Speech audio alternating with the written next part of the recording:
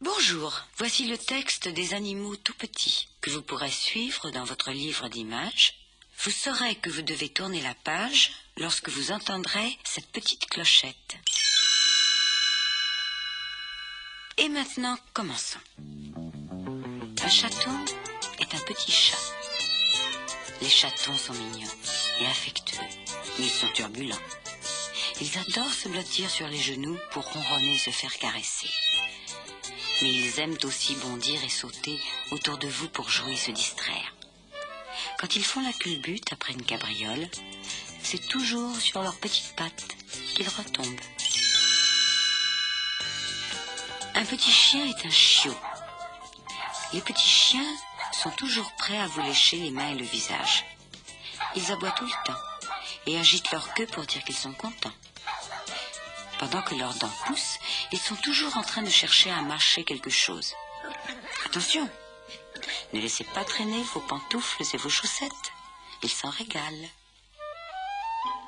C'est bien mignon un petit lapin qu'on appelle un lapereau. Les lapereaux ont de longues oreilles, un poil très doux et une petite queue qui ressemble à un pompon. Ils ne cessent de sauter dans l'herbe et de s'y rouler. C'est leur jeu préféré. Les bébés grenouilles ne ressemblent pas du tout à des grenouilles, mais plutôt à des petits poissons.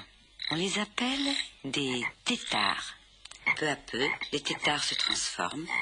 Ils perdent leur queue, deviennent verts avec de grandes pattes qui se déplient comme des ressorts. Les voilà devenus grenouilles. Les canetons sont des petits canards. Dans l'herbe, ils marchent en se dandinant. Mais dès qu'ils sont sur l'eau, ils glissent sans bruit, grâce aux palmes de leurs pattes. Quand ils grandissent, les canetons deviennent des canards. Et leur coin-coin bruyant se fait entendre dans toute la basse-cour. Les poussins ont un duvet très doux et tout jaune. Ils poussent sans cesse de petits cris en suivant leur maman poule. Comme les canetons, les poussins naissent dans des œufs que la maman poule a gardés bien au chaud sous son ventre jusqu'à ce qu'ils éclosent. Les poussins cassent la coquille de l'œuf avec leur bec et en sortent tout pimpants. Le veau est le petit de la vache. Quand ils naissent, les petits veaux ont les pattes fragiles et sont très maladroits pour marcher ou courir. Mais après quelques semaines seulement, ils se mettent à gambader dans la prairie autour de leur maman. La vache est très paisible, mais le taureau, qui est le père du petit veau, est très coléreux et parfois dangereux.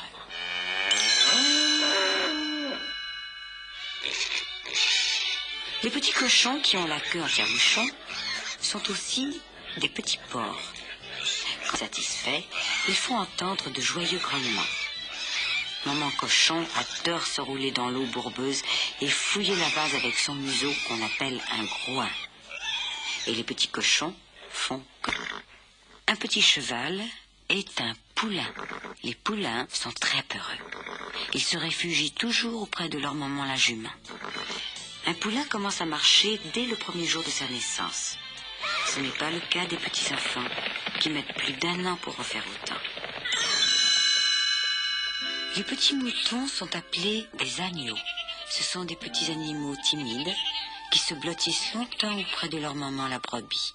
Les agneaux sont recouverts d'une fourrure douce et bouclée qui sert à fabriquer la laine de nos vêtements. La laine des moutons et des agneaux les rend plus gros et plus importants qu'ils ne sont en réalité. Le petit de la chèvre et du bouc est un chevreau. Les chevreaux sont agiles, turbulents et toujours prêts à se battre. Ils aiment tout particulièrement grimper et courir sur les pentes des collines et des montagnes, broutant et mâchant tout ce qui pousse sur le sol rocheux. L'un de leurs jeux favoris est de se battre entre eux. Les petits cerfs sont des faons. Les faons portent sur leur pelage des taches qui leur permettent de mieux se cacher parmi les 1000 couleurs de la forêt. Les faons sont des petits animaux doux et craintifs qui ne quittent jamais leur maman biche. Quand les faons grandissent, ils perdent les taches de leur fourrure et leur tête sort de plusieurs branches qu'on appelle des bois. Les petits chimpanzés sont des animaux très avisés et très malins. On peut leur apprendre à faire beaucoup de choses que nous faisons nous-mêmes, comme se servir d'une brosse à dents, ou de fourchettes, ou de cuillères. Les chimpanzés, comme tous les singes, vivent dans les arbres et bondissent avec adresse, de branche en branche. Les petits du renard et de la renardeau. Les renardeaux n'ont pas tout à fait le même aspect que leurs parents. Leur fourrure est plus sombre, leur queue et leurs oreilles plus courtes. Dès qu'ils grandissent et deviennent des renards, leur pelage prend de très belles couleurs et leur queue très fournie est un véritable ornement. Et ne peuvent être attrapés facilement. Pour chasser et se nourrir, ils préfèrent sortir la nuit de leur terrier. Les lionceaux sont les petits du lion et de la lionne. Les lionceaux aiment jouer et sont inoffensifs. Mais dès qu'ils grandissent, ils deviennent des fauves féroces et puissants comme leurs parents. Le lion, dont le rugissement est effrayant, est appelé le roi des animaux. Les bébés tigres ont une jolie fourrure rayée comme leurs parents. Quand ils sont tout petits, la maman tigresse les transporte en les tenant par la peau du dos dans ses puissantes mâchoires. Les félins n'aiment pas beaucoup l'eau, mais seuls les tigres n'hésitent pas à se plonger dans le courant des fleuves quand ils ont trop chaud. Les bébés ours sont des oursons. Ils naissent pendant l'hiver quand leur maman sommeille au fond de la caverne où ils habitent. Les oursons sont si mignons avec leurs pattes courtes et leur corps tout rond qu'ils sont devenus les animaux en peluche les plus aimés des enfants. Le bébé kangourou est transporté par sa maman dans une grande poche qui est taillée dans la fourrure de son ventre. Bébé kangourou est ainsi bien au chaud, protégé de tous les dangers.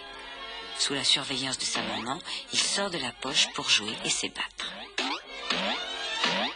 Les opossums ont une longue queue avec laquelle ils se suspendent aux branches des arbres. Ils doivent s'amuser beaucoup à tout regarder à l'envers. Ce sont des petits animaux lents et tranquilles qui, pour tromper leurs ennemis, font souvent semblant d'être morts.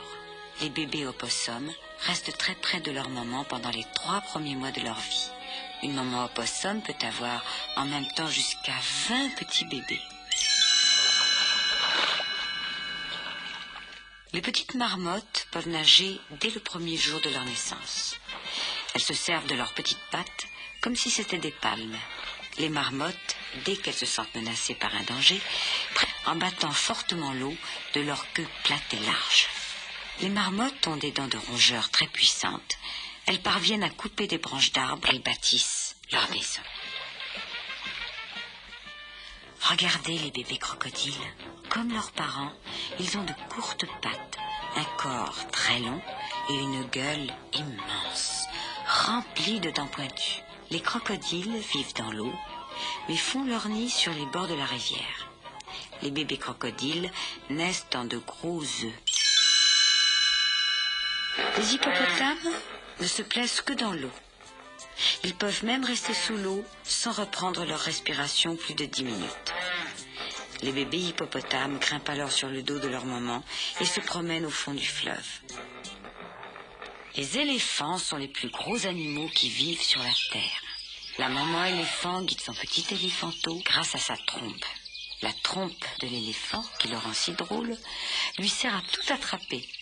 Aussi bien une petite feuille d'arbre au sol qu'un énorme. La maman éléphant se sert aussi de sa trompe pour donner à son éléphanteau.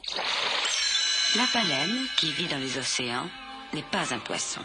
Elle est le plus gros animal des mers. Les petites baleines, qu'on appelle des baleineaux, naissent dans l'océan. Les mamans baleines prennent bien soin de leurs bébés qui vivent longtemps à leur côté. Les baleines, quand elles nagent à la surface de l'océan, projettent un grand jet d'eau au-dessus d'elles. C'est ainsi qu'on peut les apercevoir de très loin.